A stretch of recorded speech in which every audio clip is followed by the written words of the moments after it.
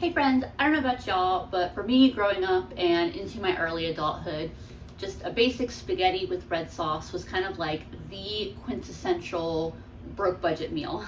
It was cheap, it was fast, it could easily feed the whole household. You could just toss meatballs, chicken, ground beef, sausage, whatever you had in it. Serve it with any kind of bread with a little butter. It's a meal I never get tired of. But I'm excited to share with y'all a few pasta recipes that are also budget friendly, easy to make, and break up the monotony of your standard spaghetti dinner. I've got my ingredients out here for my first pasta dish. I've just started some salted water heating up on the stove for my pasta. I'm probably about to butcher the pronunciation of this. I listened to a bunch of different people say it to try to get it right, but despite my great granddaddy coming from Sicily, Italian is not my strong point. But the dish I'm going to be making is called aglio e olio and basically translates to garlic and oil. I plan to put my oil on the stove in just a second, but first I'm going to cut up a bunch of this garlic. I wish these cloves were a little bigger. I mostly got little cloves I'm working with, but basically I'm slicing the garlic as thin as I can for as quickly as I want to slice this. Harris Teeter just did not have a good garlic selection today. Trader Joe's is where the good garlic is, but that was a little bit too out of the way for me today. All right, I think that's what I got in me for cutting garlic. I don't mind cutting garlic, but all these little itty bitty tiny cloves were not it. So I got this pretty thin sliced, and I'm just gonna chop it a couple times. You don't have to, that's just kind of my personal preference. Or you can always really finely chop it if that's what you prefer. My water is going to be boiling really soon, and I just turned this pan to a low heat, and we're adding a good bit of olive oil. We're talking like a good anywhere from 1/4 to a 1/2 cup of olive oil, depending on how you like your sauce. Let me just throw a little extra squirt in there for good measure. Remember, oil is right in the name of this sauce, so it is a sauce with a lot of oil. I'm adding the garlic to the oil now while it's still cold. It can heat up with that oil. And I'm also adding some red pepper flakes if you have fresh chilies. It is not a bad idea to chop some of them up and add them. And I want to heat this olive oil up and cook the garlic at like a bubble. Like I want it to be like at a little simmer. A lot of times when you throw garlic in a pan, after a minute or two, it's a pretty good golden brown color, and if you keep it in the pan, it'll burn. In this case, we want to keep it a lighter color and give it a longer cook time. You can see I got a gentle bubbling there going on in my oil. I'm probably going to try to keep it around that heat while I cook my garlic. I'm going to put my pasta in now because my water is boiling. I went with angel hair. You could also use regular spaghetti noodles or linguine. I just happen to really like angel hair. And the garlic will probably need to cook for about the same amount of time as this angel hair.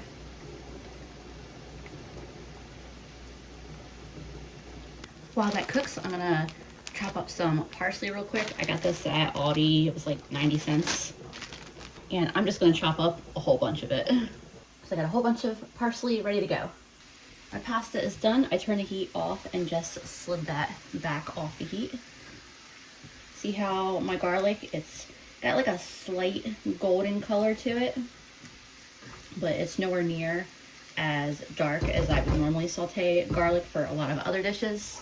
And so what I'm gonna do is I'm gonna get this pasta here and carefully transfer it right into the pan here.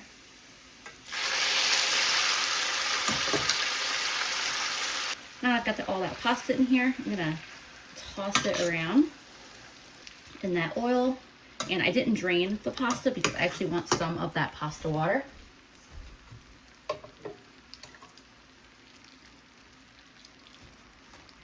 Might have needed to double my olive oil to make it get a little more sauce in there, but all of my noodles are really well coated here, and this is gonna be really delicious. Add just a little bit more pasta water to this as well. Andrew came out to see what he was smelling, because I guess it probably smells a lot like garlic. Yeah, which is great. I've got the heat off, and I'm gonna add that chopped parsley. Get that mixed in the pasta. And finally, a bit of lemon juice without the seed to really freshen it up. Lemons were on sale. It was only 50 cents for me to get that lemon. If you wanted to use the lemon juice from the bottle, this is an occasion where you probably could get away with that. Pan sauces tend to be, pretty accommodating of that. I tasted this to see if I thought it needed any salt added, but I salted the pasta water pretty heavily, and I think this is actually really good. I do think linguine is probably the better noodle if you want it to hold together a little more. I confidently went with angel hair because it's the noodle I like, but I do think linguine probably has a better structure for this dish. And then I'm going to top it with some fresh grated Parmesan. Be like at Olive Garden, having a showdown with the waitress over when to say when. I do really love fresh grated mozzarella these days, though I'm not so bougie as to turn my nose at the craft style powdered Parmesan. These aren't too bad though. I can usually find these wedges, 8-ounce wedges, for less than $5. This one was less than $5 at Food Lion. The longer it's aged, the better it is, but I find as long as it's aged at least 10 months, I like it. So was this an absolutely perfect execution of this dish? No, but I'm not a professional chef. This is just a weeknight dinner. Is this insanely good? Heck yeah, you bet it is. You can eat the pasta dish as is, or you can add a protein. I'm going with these pork chops that I got marked down today. It's 1.5 pounds for $3.73. For the pork chops, I just seasoned them and pan seared them. Even if I made a couple errors making it this time, it still came out really good. So if I look a little bit exhausted right now, it's because I am. I've mentioned before that I live in Raleigh, North Carolina, home of the North Carolina Hurricanes. They play right up the road, and even though they were in Vegas last night, their home arena here hosted a huge watch party. So me and Andrew got to watch them win the Stanley Cup last night with thousands of other fans. It was so much fun. So I wanted to mention for this pasta dish, since olive oil is such a prominent component of the dish, you really want to try to use a quality olive oil if at all possible. And that's why I used Graza, who is the sponsor of this video today. Graza is a quality olive oil that can be found at an affordable price and is great for everyday cooking. What makes Graza so great is that their oil is single varietal and single origin. What that means is that instead of a blend of a bunch of different kinds of olives grown in a bunch of different places, Graza olive oil is one variety of olives all harvested in the same location, resulting in a higher quality, better tasting olive oil. They even list the harvest location and date on each bottle. Speaking of the bottle, I also love the bottle design. Besides just being fun, the bottle has a bunch of great info on it and is opaque, which helps keep the oil fresh longer. Olive oil degrades over time when exposed to light, so I really like that this big bottle lets so little light in. And the squeeze bottle design is so easy to dispense the oil. You can purchase Graza online or in most grocery stores, but if you or someone you know has a Costco membership, Graza is available at Costco in a super convenient 2-pack that's also a great value. Big thanks to Graza for sponsoring this video and for helping me create an absolutely delicious dinner. Hey friends, I'm feeling much more well rested tonight. Went on a nice little 3-mile walk around a local lake, and now I'm ready to have some dinner. I worked up an appetite. Tonight's budget pasta dish, and I'm about to butcher the name again, is pasta iceci, which is pasta and chickpeas. I'll start by getting some oil in a pan, not nearly as much as last night, but a healthy little amount. So in researching this recipe, there are a whole lot of different ways to make it. Some recipes call for it to be more like a soup. I'm gonna do it as more of a pasta in a sauce. To start, I'll finely dice up an onion. The onion is optional. It was in some of the recipes I looked at, not in others, but I like onion. And I'll toss this right in my pan. Also gonna chop a few cloves of garlic. Hopefully this bulb is a little bit nicer than the previous one, but I don't know, I don't have a lot of hope. But I don't need to chop nearly as much garlic for this. There is that garlic, and apparently one way to cook this is instead of chopping the garlic, you just cook the whole cloves in the oil. So that way you're basically infusing the garlic into the oil.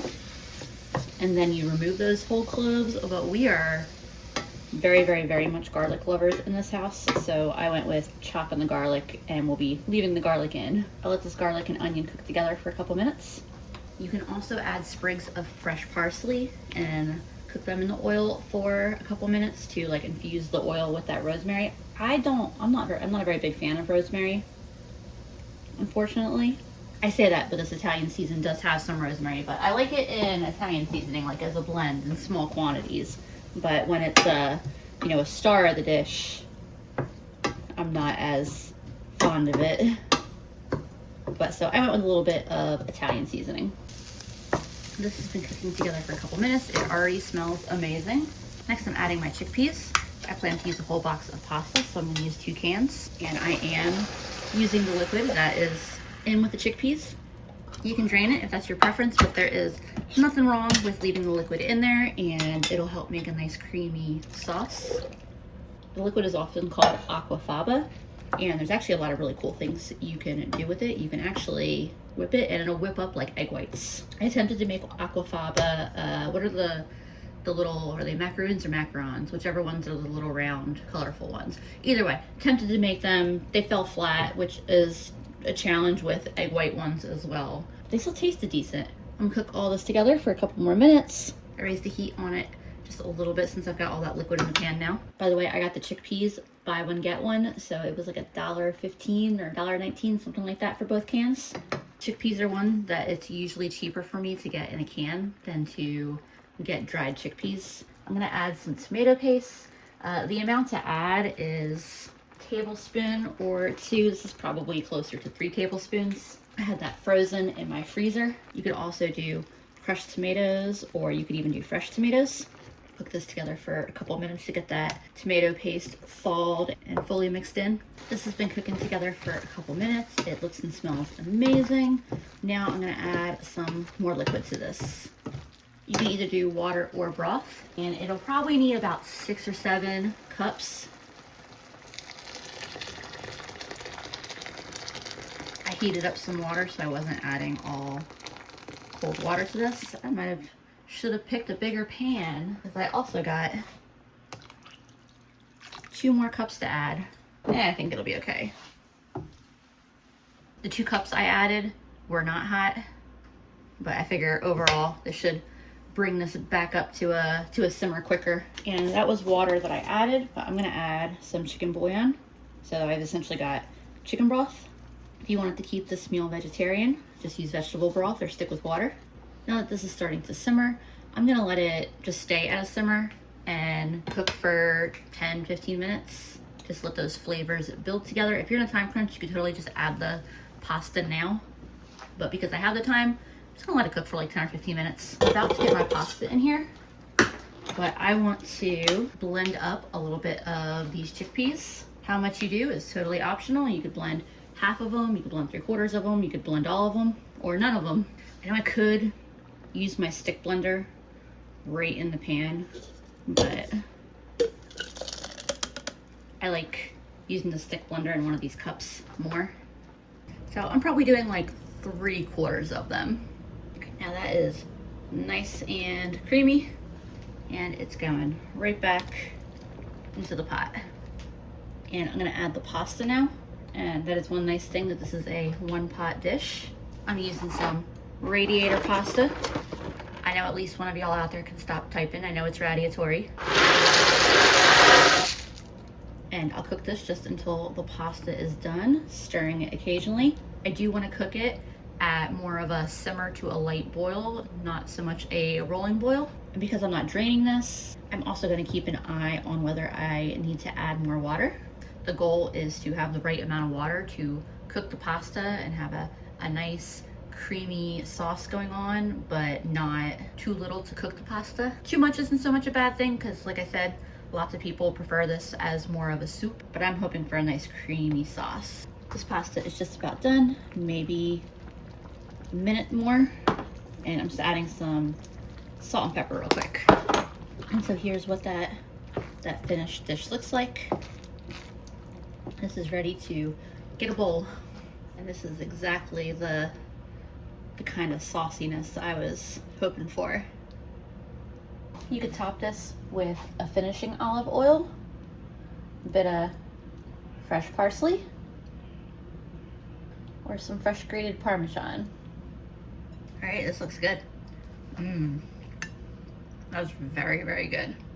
I feel like some meatballs would be fantastic in this, but you've got a bunch of protein and fiber from the chickpeas, so it's definitely also a dish that can stand on its own without adding any additional protein. Yeah, that is so good. I'm very, very happy with this. This is definitely going to be going on the permanent rotation.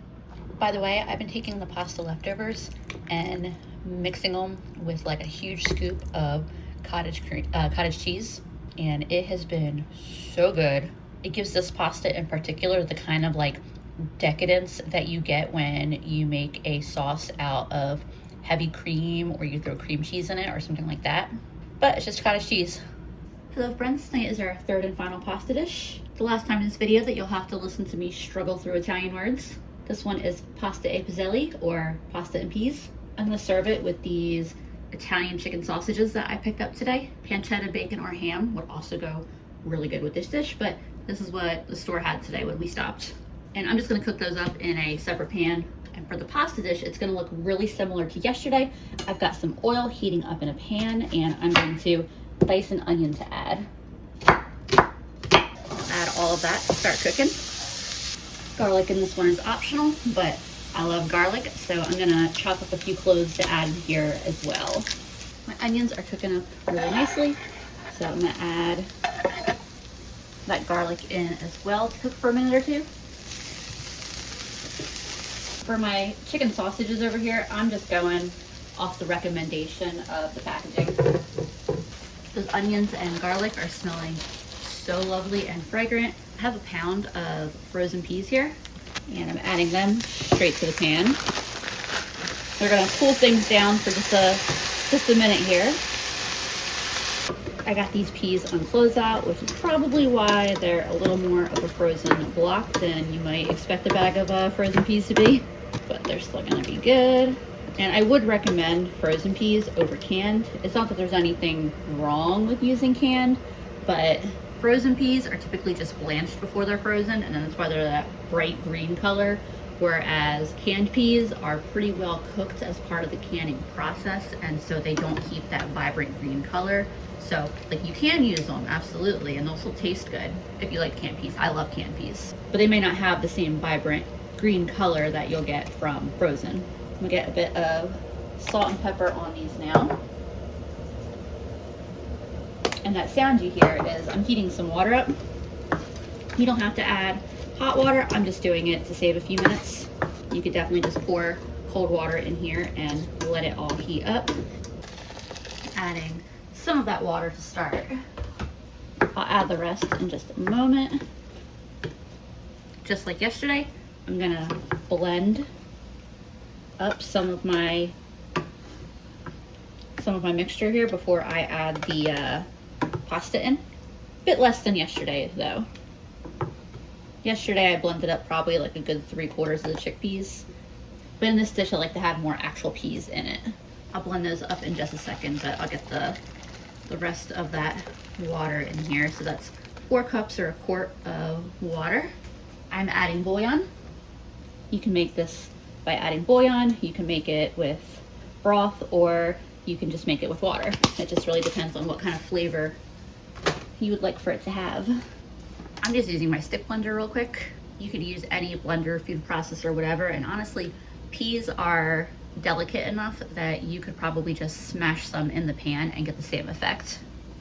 And there's adding that back. It's gonna help make this dish nice and creamy. It almost looks like a green smoothie in there. A little splash of water to help get all that out the bottom. And I'll let this come up to a simmer, and then we can get the pasta added. I have grabbed a box of cavatappi to make with this, but then I found these in my cabinet, so I'm gonna do these ones instead. And it's gonna be pretty much the same deal as yesterday. I'm gonna cook this on a gentle heat, stirring it occasionally and adding a little bit more water if needed.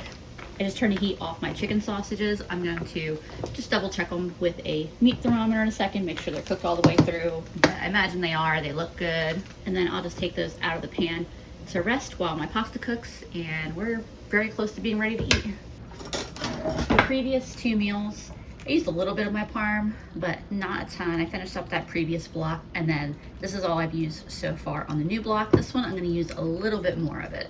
So I'm gonna get a bunch of that grated up. By the way, the reason I decided to swap pastas, besides that I like the short pasta in a dish like this, is I'm gonna be making my friend's mac and cheese this weekend, and so I wanna use the cavatappi for that. Here we go, nice good pile. It seems like I used a lot of the Parmesan, but that was the narrower end I was cutting it from, so this is the end that's got most of the cheese. So this will still quite a bit of cheese on here. You see my pasta has soaked up pretty much all of the liquid, but it's still nice and creamy. I'm gonna turn the heat off of here. It's just slightly al dente, but it should finish cooking up in the next like 30 to 60 seconds. And I'm gonna add that Parmesan that I just grated up in. Need a third hand to hold the handle so I can stir it, add Parmesan. There we go. Get a little bit more Parmesan to add. I just wanted to add some, stir it, and then I'll add some more.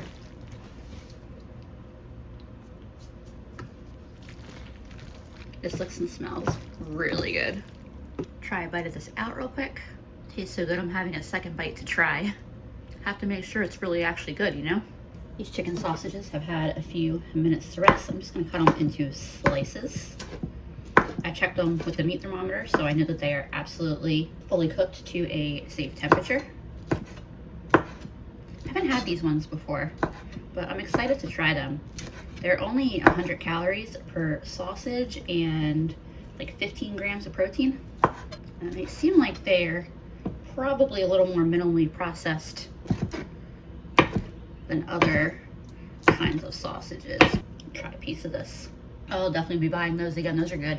They're really good, and I think this is gonna be the perfect flavor profile to go with this dish. So there's my finished dish. I couldn't decide if this was more of a fork or spoon dinner. I was right, those flavors are so perfect together. This is just an absolutely delicious dish. This is another one that I will be making more often. Alrighty friends, those were 3 absolutely delicious pasta recipes. Let me know if you plan to try any of them, or let me know if you already have them on your regular dinner rotation. Thanks for hanging out with me in the kitchen while I made some great dinners, and I will see y'all again soon.